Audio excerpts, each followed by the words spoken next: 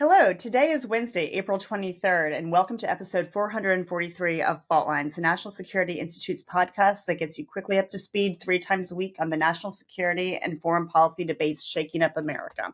I'm NSI Senior Fellow, and I'm here today with NSI Deputy Executive Director Martha Miller and NSI Fellow Jessica Jones. Thanks so much for coming, ladies. Following Vice President JD Vance's travels to Rome over the weekend, where he had an audience with the now deceased Pope Francis, he and his family traveled to India. Though billed as a personal trip, the vice president met with India's Prime Minister Narendra Modi to advance progress on the India-U.S. bilateral trade agreement.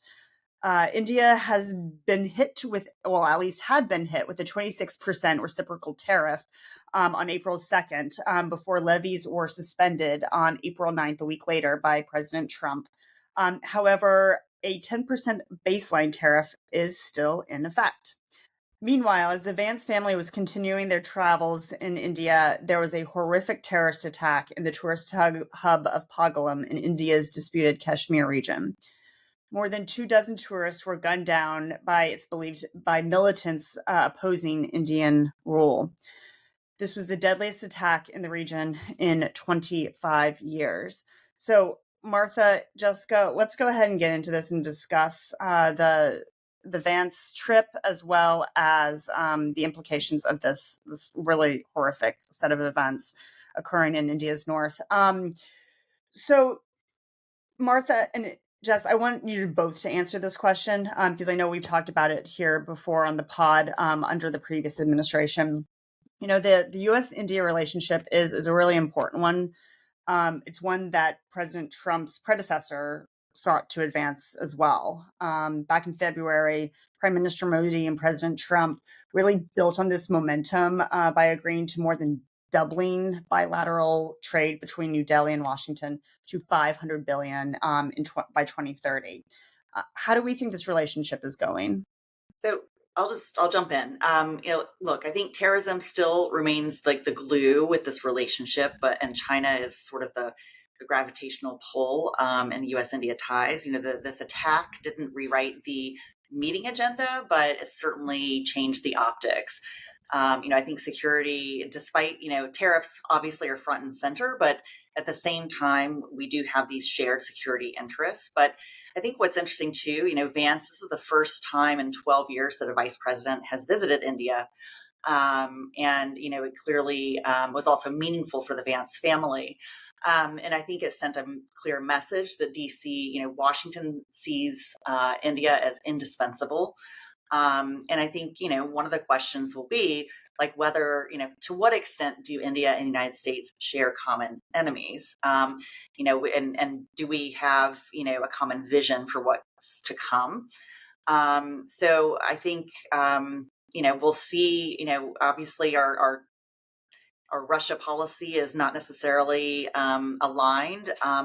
But, leverage against China, market access, supply chain security are all areas where India is critical to the United States. Jess? Yeah, I agree with Martha. I think the first thing that struck out to me is that there's a lot going on in the news here domestically in the U.S., and you kind of lose sight of what is going on across the world. And this is kind of a reminder that there are important global issues and hotspots like Kashmir that also could erupt here on our, domestically. So just, thinking a little more broader. Obviously, Kashmir is a hotspot, and since 2019, when it lost its autonomous status, there's discussion whether there was going to be a backlash, and so you can see, it was a tourist hotspot. There was some sense of normalcy in the region, and that seems to potentially be shattered. So wondering what India's response is going to be. Obviously, they blame Pakistan-supported groups. Is there going to be retaliation? Is it just diplomatic? Is it military?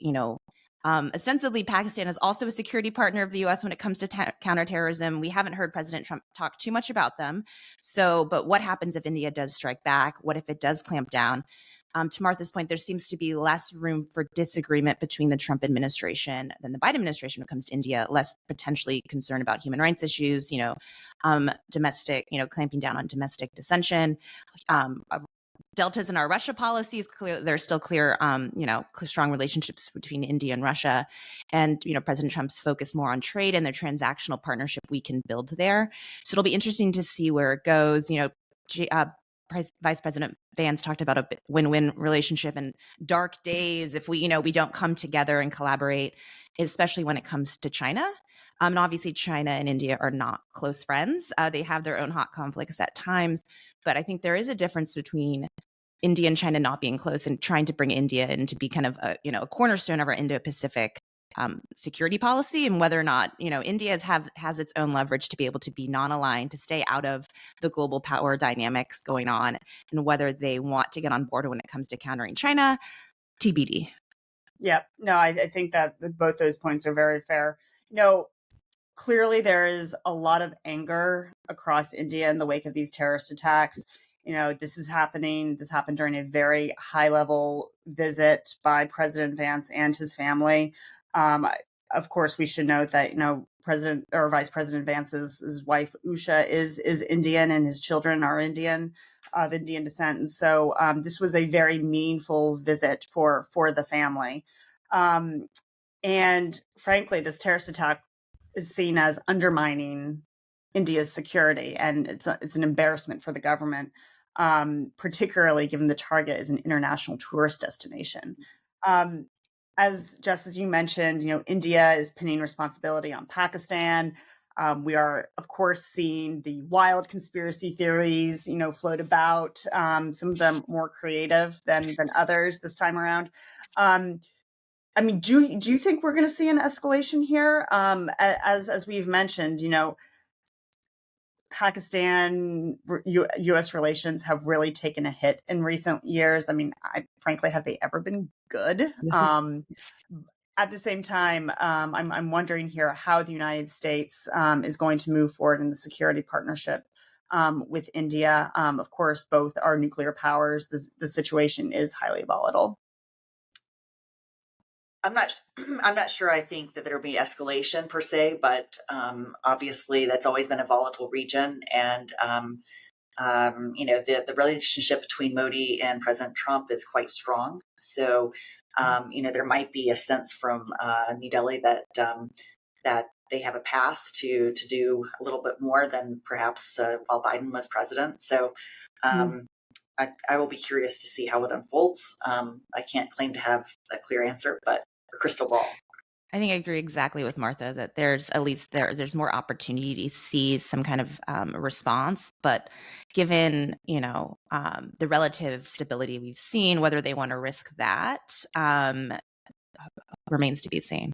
Yeah, no. For my part, I think the United States has a huge opportunity here with India. Both President Modi and President Trump, Prime Minister Modi and President Trump are, very transactional people. They want to get a deal done. When President Trump, issued these tariffs, India was one of the first countries to come to the table and said, okay, let's get this done. Let's make a deal here. I think there is, just as you said, a huge opportunity for the United States and India to advance this partnership. And I think there is a lot of momentum to be built. A lot of effort was made in the previous, under the Biden administration, to advance security partnerships and U.S. investment in India. And I think we can continue that. I think a major difference that you're going to see is how the United States pressures India on Russia with respect to the war in Ukraine. India, of course, is staunchly non-aligned. I don't really see that changing anytime soon. And I think the Trump administration realizes that's not something that they really want to waste political capital on. So moving forward, I anticipate that U.S.-India ties, particularly around trade and security, will strengthen. And I am optimistic on the way forward. So with that, it's a wrap. Thanks to Kelly Crowley, Taylor Lane, Claude Jennings, and the NSI staff for their help in producing today's episode. Join us on Friday, April 25th. Maybe it'll be a fun Friday. Who knows? For another episode of Fault Lines, the National Security Institute's podcast that gets you smart fast on the national security and foreign policy debates shaking up America. We are on YouTube, so check out our channel for a video of today's episode. If you like what you heard or saw, be sure to rate, review, and subscribe.